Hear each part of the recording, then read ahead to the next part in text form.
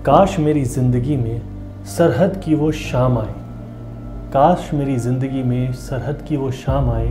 मेरी ज़िंदगी मेरे वतन के कुछ तो काम आए। ना खौफ है मौत का और ना आरज़ू है जन्नत की। ना खौफ है मौत का और ना आरज़ू है जन्नत की। लेकिन जब जिक्र हो शहीदों का, काश उसमें मेरा भी नाम आए। नमस्कार, मैं हूँ पीयूष और आप देख रहे हैं द चौपाल। ये जोश, ये जज्बा और ये सपना उन वीर सैनिकों का होता है जो सरहद पर दिन रात हमारे देश की सुरक्षा करते हैं। यहाँ तक कि खून को 30 सेकंड में जमा देने वाली कपकपाती हुई सियाचिन की सर्दी हो, या शरीर को झुलसा देने वाली रेगिस्तान की भीषण गर्मी, या फिर नॉर्थ ईस्ट के इलाकों की ज़बरदस्त बरसात, हर परिस्थिति में हमारे देश के जवान सब कुछ सहते हुए हमारी, आपकी, इस पूरे हिंदुस्तान की रक्षा करते हैं। हमारे देश पर जब भी किसी दुश्मन ने आग तक उठाई है तो देश के वीर सपूतों ने अपने देश की आन, बान और शान को कभी भी कम नहीं होने दिया और उसका मुंह तोड़ जवाब देकर दुश्मनों को अपनी सीमा से खदेड़ने का काम किया है। फिर चाहे उसके लिए उस सैनिक को अपनी जान की कुर्बानी ही क्यों ना देनी पड़ी हो। वो बेखौफ हंसते हंसते अपने सीने पर गोली खा लेता है, केवल हमारे देश के लिए। और उन जवानों की याद में देश में अनेक वीर स्मारक और अमर जवान ज्योति भी हैं, जो उनके त्याग और उनके बलिदान को दर्शाता है, जो उन्होंने हमारे देश के लिए दिया है। फिर चाहे उसमें दिल्ली का इंडिया गेट हो, जहाँ पर अमर जवान ज्योति है, या फिर चंडीगढ़ का वीर स्मारक, या फिर सागरी स्मारक हो, या लेह ऑफ मेमोरियल। ऐसे अनेकों शहर हैं भारत में जहाँ पर ऐसे वीर सपूतों को शहीद हो जाने पर भी अमर रखने के लिए अनेकों स्मारक का निर्माण हुआ है।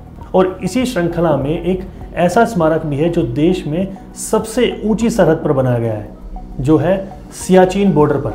जी हाँ, सियाचिन ग्लेशियर से पाकिस्तान और चाइना दोनों देश के बॉर्डर लगते हैं हिंदुस्तानी सीमा पर, जिस वजह से भारत के लगभग 10,000 सैनिकों को सियाचिन बॉर्डर पर दिन रात तैनात रहना पड़ता है।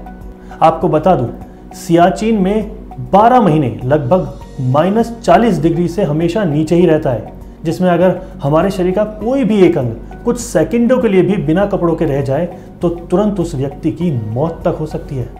सोचिए, इतने भयानक माहौल में एक सैनिक लगभग 3 महीने तक सियाचिन बॉर्डर पर रहता है, और जिसमें इस दौरान लगभग 1 महीने तक उन सैनिकों को कम से कम 128 किलोमीटर के इलाके की ट्रैकिंग करते हुए अपने दुश्मनों के कदमों पर निगरानी रखनी होती है, जिसमें कई इलाके तो ऐसे हैं जो समुद्र तल से लगभग 16,000 फीट तक की ऊंचाई पर है, जिसके लिए सैनिकों ने अपना घर छोड़कर सरहद को अपना ठिकाना बना लिया, जान हथेली पर रखकर देश की हिफाजत को अपना धर्म बना लिया।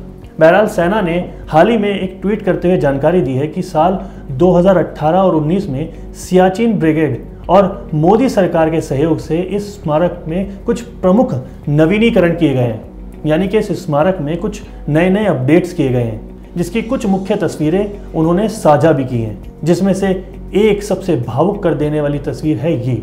देखिए, इस तस्वीर में एक पत्नी है और 2 बच्चे हैं एक सैनिक के, और जिसके बीच में सैनिक की जगह खाली है। लेस्ट वी फॉरगेट। इस तस्वीर को देखकर कुछ लाइनें याद आती हैं। हर किसी के दिल में एक दास्तां लिख जाऊंगा, जाते जाते मैं ज़मीर को आसमां लिख जाऊंगा। अगर किसी ने देखा आंख भरकर भी मेरे हिंद को, सरहदों पर अपने खून से हिंदुस्तान लिख जाऊंगा। इसके बाद ये दूसरी तस्वीर सामने आई, जिसमें भारतीय सेना के कुछ वीर जवान ट्रैकिंग करते हुए आगे बढ़ रहे हैं और भारत का वीर तिरंगा लहरा रहे हैं। इस तस्वीरों में देश की सीमाओं पर -डिग्री में भी देश की सुरक्षा करने वाले उन वीरों को दिखाया है जो माँ भगवती के लिए अपनी जान कुर्बान कर गए, जिसके शीर्षक में इन्हें नाम दिया गया, all warriors go to haven.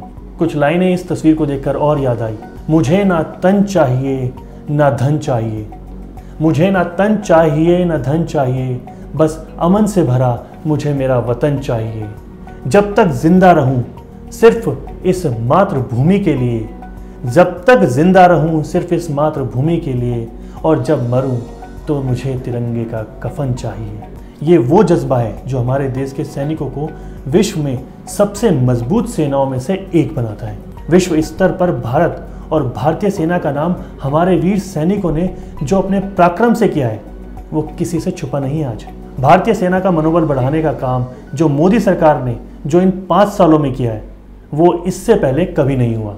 हालांकि देश के कुछ कर्मठ और जुझारू नेताओं ने भारतीय सेना का समय समय पर मनोबल बढ़ाया है, पर जिस तरह प्रधानमंत्री नरेंद्र मोदी ने सियाचिन जाकर देश के सैनिकों के साथ दिवाली मनाई, ऐसा कभी इतिहास में नहीं हुआ। यहाँ तक कि देश के पूर्व राष्ट्रपति डॉक्टर APJ अब्दुल कलाम और वर्तमान राष्ट्रपति सियाचिन बॉर्डर पर सैनिकों से मिलने जा चुके हैं। इससे साफ पता चलता है कि देशभक्ति का जज्बा किस कदर उनमें भी है। चलिए जाते जाते मैं आपको 2 लाइन और कहना चाहूँगा। ना पूछो जमाने से कि हमारी क्या कहानी है, ना पूछो जमाने से हमारी क्या कहानी है, हमारी पहचान तो बस इतनी है कि हम हिंदुस्तानी हैं।